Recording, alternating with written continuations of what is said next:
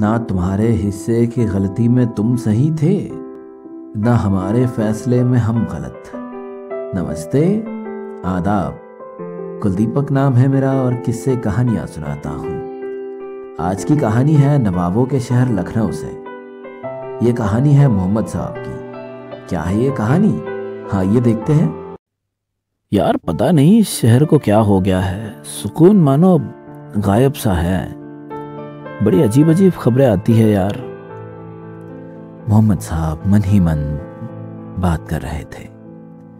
एक हाथ में अखबार था जिसमें सुर्खियां टटोल रहे थे और दूसरे हाथ में चाय का कप लिए चुस्की भर रहे थे।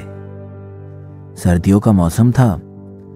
इस मौसम में चाय पीने का अपना ही मजा आता है। लेकिन वो गांव के सुकून को याद कर रहे थे।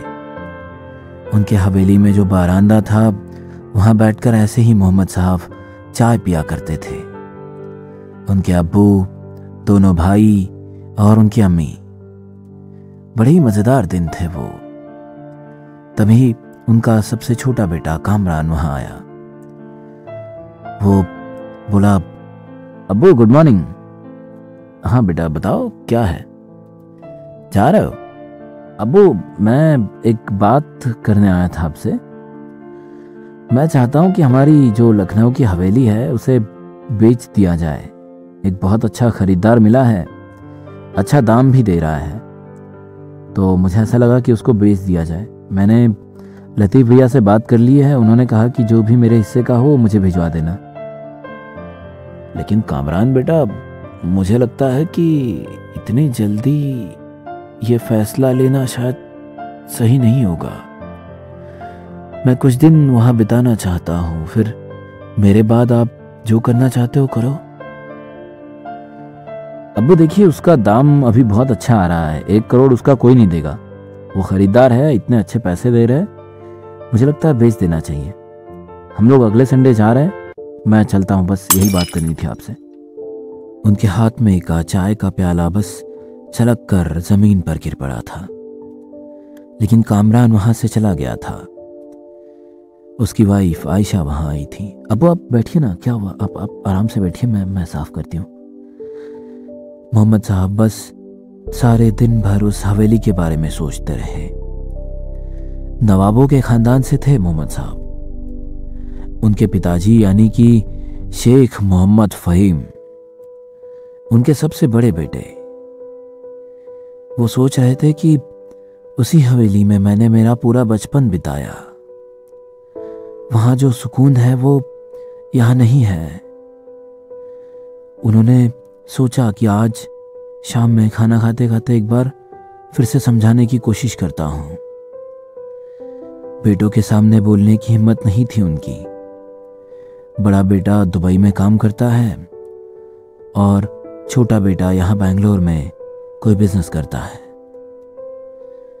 वैसे मोहम्मद साहब बड़े कड़क मिजाज थे, लेकिन अब मानो उनका खून शायद ठंडा हो गया है।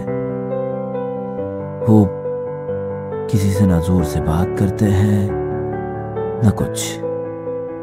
जब तक सोफिया बेगम जिंदा थी, उनका तलखीपन या फिर उनका कड़क मिजाज जिंदा था।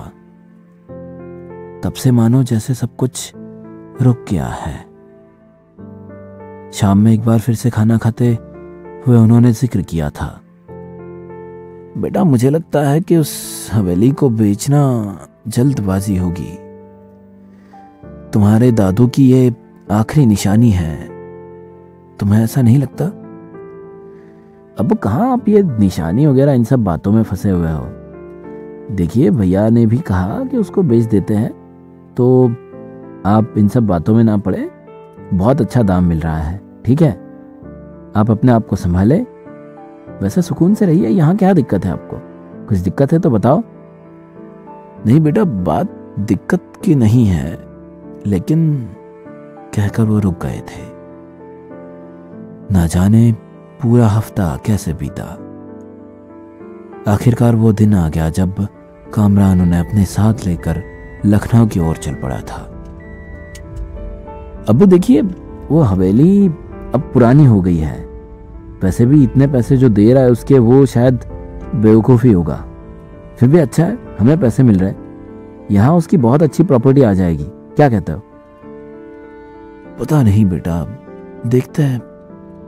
मैं वहां रहता था, तुम्हें पता है मैं तुम्हारे से भी छोटा रहूंगा।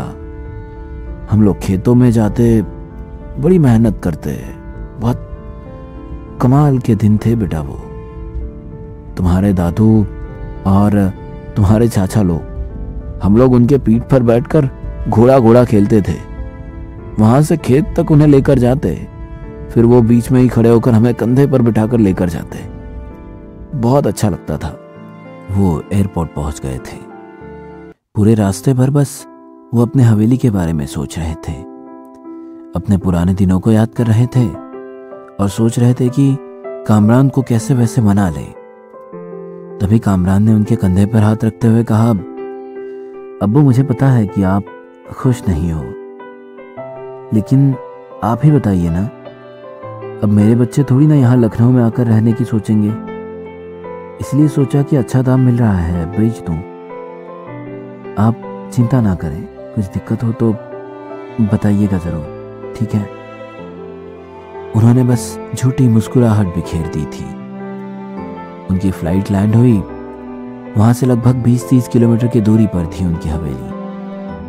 कार में बैठते हुए मोहम्मद साहब बता रहे थे, कामरान बेटा, तुम्हें पता है ये हवेली उस जमाने में लखनऊ की सबसे खूबसूरत हवेली थी और तुम्हारे दादू यहाँ के नवाब थे। बहुत बड़े बड़े लोगों में नाम था उनका। जी अब्बू। वो अपने पुरानी सड़कों को देख रहे थे। उन्हें अच्छा लग रहा था अपने शहर आकर। कुछ देर में गाड़ी उनके घर के बाहर रुकी थी। वहां लिखा था शेख नवाब मोहम्मद फ़हीम। उस नाम को पढ़कर मानो सुकून सा मिलता था मोहम्मद साहब को। अब्बू खरीदार बस आते ही होंगे, मैं उनको सारा घर दिखाता हूँ और फिर हम लोग यहाँ पे, मैंने एक होटल बुक किया है, वहाँ पे जाकर रहते हैं, ठीक है? नहीं बेटा, मैं आज की रात यहाँ रहना चाहता हूँ, मुझे रहने दो ना। रामकेश होगा ना अंदर? जी अब्बू, मैंने उसको कहा था कि वो साफ सफाई करके रखे। मैं उससे कह देता हूँ कि वो आपका खाना लगा दे और चलेगा। आप रुकना चाहते हो तो रुक जाइए, लेकिन मेरे साथ हो आते तो बेहतर होता। नहीं, मैं रुकना चाहता हूँ। ठीक है। अरे मालिक, आओ आओ, मैं आप ही का इंतजार कर रहा था। मालिक आओ ना, बैठो। वो उनके बारांदे में बैठे थे, याद कर रहे थे कि कैसे वो बैठे रहते और उनकी अम्मी रुखसाना वहां उनके लिए कभी कोई कबाब बना कर ले आती, या फिर कभी कभी वो अब्बू उनके दोस्तों के साथ बैठते। महफिलें जमती थी वहां पर। तभी वो खरीदार आया।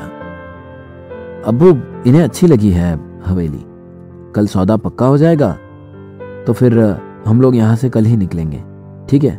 चलिए अब्बू, मैं चलता हूँ फिर। चलेगा बेटा, ध्यान रखना अपना। जी अब्बू, खुदा हाफिज। खुदा हाफिज, उन्होंने कहा। रात होते होते मोहम्मद साहब बस उस चारपाई पर लेट गए थे। कभी आसमान को देखते, कभी अपने घर को। दीवार पर लगी बड़ी सी अपने अब्बू की तस्वीर को देखते। फिर कभी कभी सोचते कि ये क्यों हुआ। ना जाने कब उनकी आंख लग गई। वो अपने बचपन में पहुंच गए थे, जहां उनका छोटा भाई नासिर और वो कुछ मस्ती कर रहे थे। उनके अब्बू उन्हें पुकार रहे थे, अरे मोहम्मद, अरे ओ मोहम्मद, अरे चलो, हमें बाहर जाना है। अरे तुम बहुत मस्तीखोर हो गए हो। अरे रुखसाना, इन्हें समझाती क्यों नहीं हो? कितनी मस्ती करते हैं ये लोग। अरे ओ सुनो। उन्हें अच्छा लग रहा था। ये ख्वाब था या क्या, पता नहीं। सुबह की आजान हो रही थी और सूरज उग रहा था, लेकिन एक सूरज डूब रहा था। मोहम्मद साहब, नहीं रहे थे। उनका इंतकाल हो चुका था।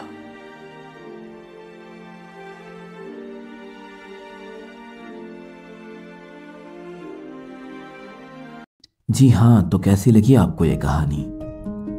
कई बार ऐसा होता है कि हम पैसों की लालच में शायद बहुत कुछ पीछे छोड़ आते हैं।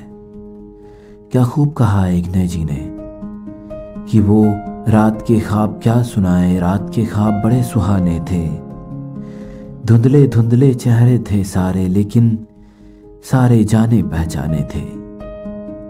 अगर आपकी भी कोई ऐसी ही कहानी हो तो आप हमें ईमेल कर सकते हैं। हमारा ईमेल आईडी और सोशल मीडिया के लिंक्स आपको डिस्क्रिप्शन में मिल जाएंगे। अगर आपको हमारी कहानियाँ अच्छी लगती हो तो आप हमारे चैनल को सब्सक्राइब कर सकते हैं, अपने दोस्तों के साथ हमारी कहानियों को शेयर कर सकते हैं और अपना फीडबैक हमें कमेंट कर सकते हैं। चलिए फिर मिलते हैं ऐसी ही किसी कहानी के साथ।